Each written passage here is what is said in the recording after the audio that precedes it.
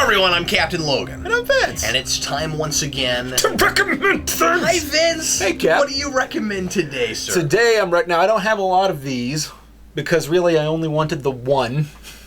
In fact, I don't have a lot of what this thing is.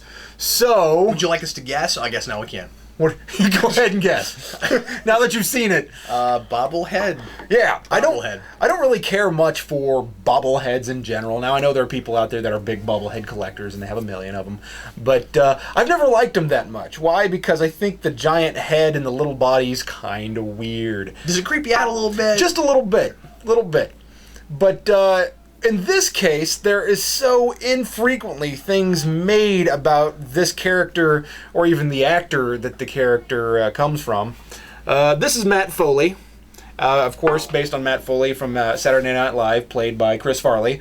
And there's not a lot of Chris Farley figures out there. There's not a lot of Chris Farley collectibles out there. There are things you can find, like, I don't know, maybe buttons and posters and stuff from his movies. But this is kind of unique. Now, the only other Chris Farley collectible I've seen is another bobblehead. Really? That comes with one of the editions of Tommy Boy, which I bought for Luke, actually. I found a good deal on it, and it's about that tall, and it's funny looking. So He really wanted it. I found it for a good deal. So this I found for an astonishingly good deal. And I say astonishingly... It'd be an easy collection, wouldn't it? You just, the Chris Farley bobblehead collection. Yeah. There's two and you're done. Yeah. So I found this guy at the NBC store in Rockefeller Center in New York. Oh, cool. Okay. And what'd you pay for it? $5. Really? No joke. Wow, I'm surprised. They had all of these bobbleheads on sale. Now, maybe that makes us more of a you will so want this, because you probably can't get it. It's harder to get now. I'm sure they still have some available. They had quite a lot of them. They were on clearance. They're trying to get rid of them.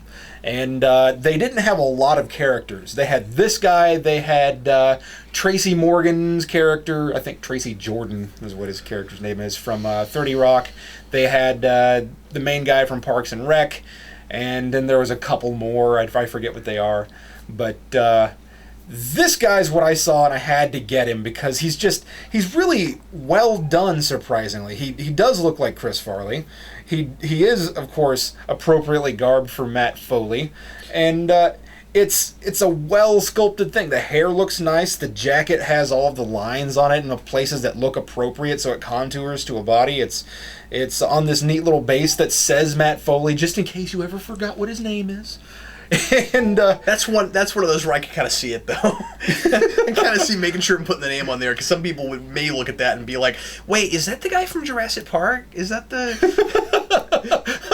that's a fair assessment. It's not like you're going, "Oh, it was Batman." Yeah. It was way off. Although I've seen those too. I've seen a lot of bobbleheads where they'll go ahead and put the base things, but especially bobbleheads, where I don't know why they all have. That's weighted. That's very heavy. Where they'll, yeah, it is pretty heavy. And it's very breakable too. So, well, I'll be careful. Well, I wasn't saying that. When I got ready to buy this thing, and the guy that I bought it from said, "Are you getting on a plane?" The guy that I bought it from said, "Are you getting on a plane?" And I said, "Yes." And he said, "Well, put this on your carry-on, or put this in your carry-on, because that will get broken." And I said, "Thank you. I appreciate you letting me know that." So this guy made it back to Kansas just fine. And well, so what's it made out of? Is it not straight up plastic? I think it's. I'm not sure if it's ceramic or resin, or maybe partly ceramic and partly good. Because it seemed like it came unglued. But I think that's a fair problem. It seemed like the middle part, like his torso, was plastic. That seemed just straight up plastic. I'm not sure. I mean, both pieces are heavy. Maybe. Yeah, you're right, though. You're right. Okay. Well, I can't. So I'm assuming resin. But you know what? You're right. I think it is. It likely is resin, because I know my Brackens rack are, and it feels like that material. Yeah. I bet you're right. I think so. I bet you're right. Well, I don't have a lot more to say about this other than the fact that I just really like Chris Farley and Tommy Boy. And earlier, this is going to sound funny. Earlier, when you said when you started to say why you don't usually collect bobbleheads, but you made an exception for this one. I thought you were going to say it's because this one, it doesn't feel like the head is so much more out of scale than the body. You're kind of right. I kind of thought you might say that. You're like, it doesn't seem as disproportionate as a lot of bobbleheads. It's and also it's based on a comedy character. Yeah, so it's not so odd. Yeah, when you have something some of those bizarre looking, freak me out, man. I have one more bobblehead. Do you? What is it? It's you're the Two-Face one. The Two-Face one from Dark Knight. That's one that's a little creepy, but it's also really detailed. It looks really good. Yeah, it's really well sculpted, and the body is disproportionate to the head, but it's more disproportionate this way than it is this way. But I've never looked at Aaron Eckhart the same after seeing that bobblehead, because the head is a little creepy. Because you hit him in the face, and then he just keeps doing this. He's like, no. Come on, flip your coin. No. I've made jokes in the past where I would flip a coin and see what comes up, and I go, all right, now let's see what Two-Face has to say. Do you like the idea? No. Okay, we're not doing it. So yeah. What do you have to recommend today, Well, Cap? today I'm going to recommend something that I don't physically have in my person because it's something I downloaded on Steam. I want to recommend a video game, and I've talked about this on the live show a couple times, and here and there mentioned this. As a lot of people know, my favorite kind of video game is side-scrolling games. I love. I should use the other hand, but I thank you. That was a lot better. What'd you think? Was that cool? No, okay. Take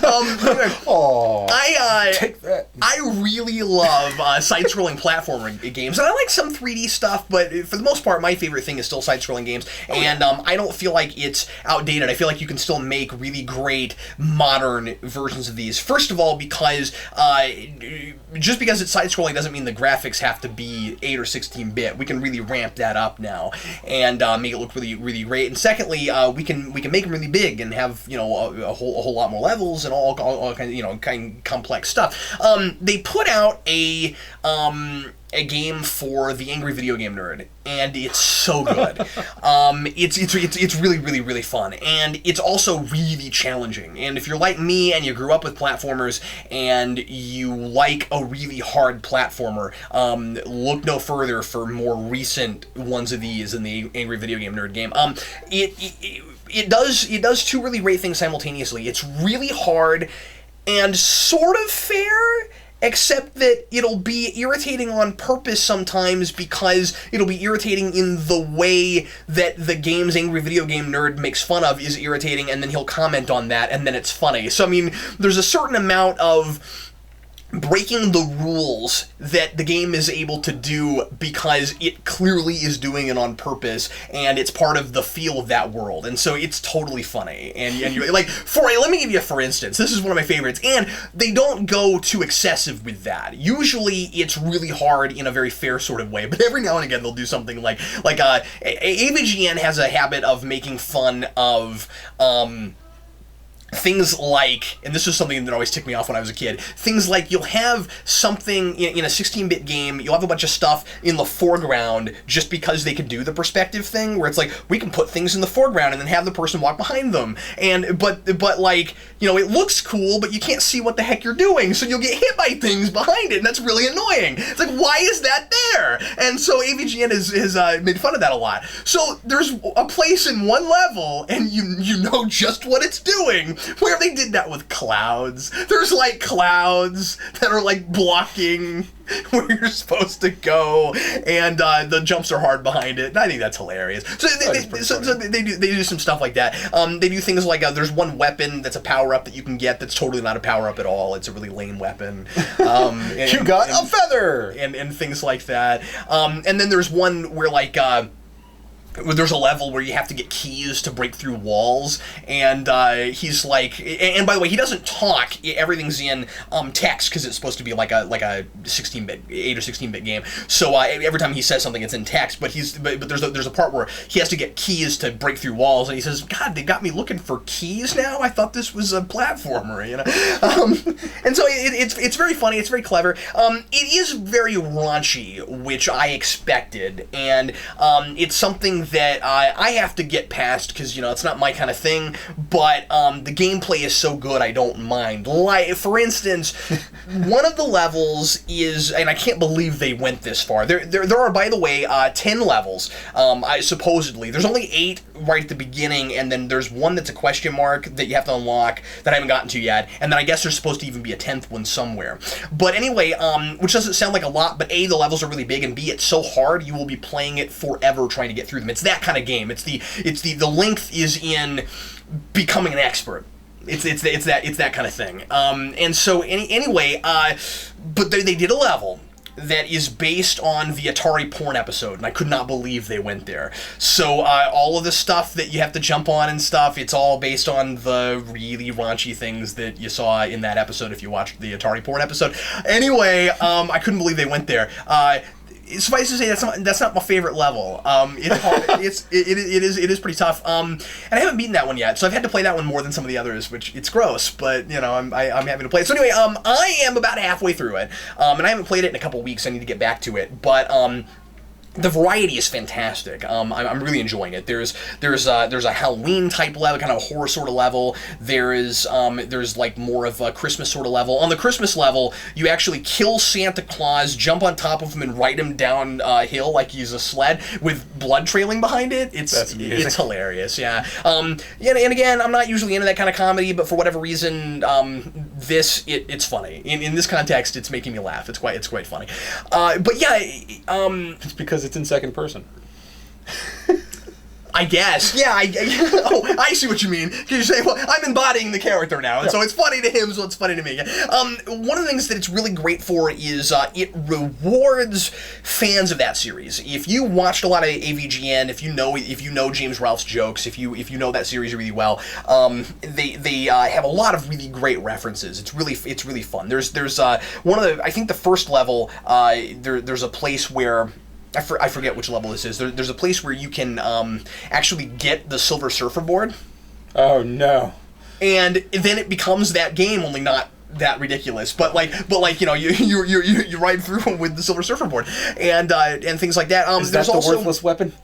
No, that part you have to do that. But there are also other playable characters that you can get. The guitar guy is in it, and Mike is in it. And what they do is they have like each of those characters have a different weapon or something that sometimes you have to switch to them to do something. So, yeah, it's a really well designed game. But it's really hard. I think I've clocked maybe 8 hours on it, and I'm only halfway through it.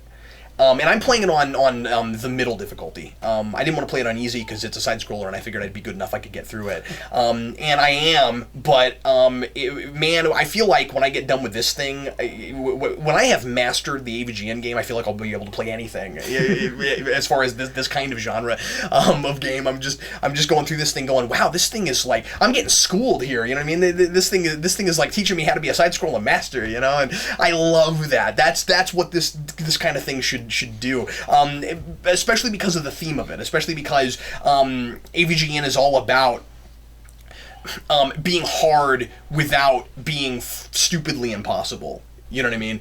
Fair hard as opposed to not knowing how to program a game properly hard. And so anyway, I'm enjoying the crap out of it, and I'm sure some people are going to be surprised to know that I have watched some AVGN and that I like that stuff. But he's kind of going through some of my childhood, and so again, it's not. I had to kind of adapt to the sense of humor when I first started watching it. But it's kind of fun getting rewarded for watching so much of that. So yeah, it's on Steam. It's $15. It's it's cheap, and it's really fun if you like that kind of. Those kind of old school games. Heck yeah, man! So anyway, I'm gonna make Vince play it. Vince has got to play it. I gotta see Vince crash and burn and get really angry. Why not? I'll take some shots and we'll play the game. It'll be great. Yeah, that'll be great. I think I played it with Brandon a couple weeks ago, and he was like, "Holy crap, this game!" We should have. This is going way off topic. We should have an evening where we have a drinking contest over a video game and call it Drink and Die. That's a terrible idea. I could see the gaming and the drinking, but maybe not that other part. Maybe not that part. The dying part? Yeah, maybe not the dying part. Well, if you get bad enough, you just die. So, Oh, you mean in the video? In the video game, Drink I and was Die. really confused by what we. Okay, that's a great idea. Or we can play racing games, call it Drink and Drive. Drive Revolution. Drive by Revolution. Drunk drive. Anyway, well, everybody, thanks as always for watching, and we're gonna recommend something for you again next week. I'm Captain Logan, And I'm Vince. See you later.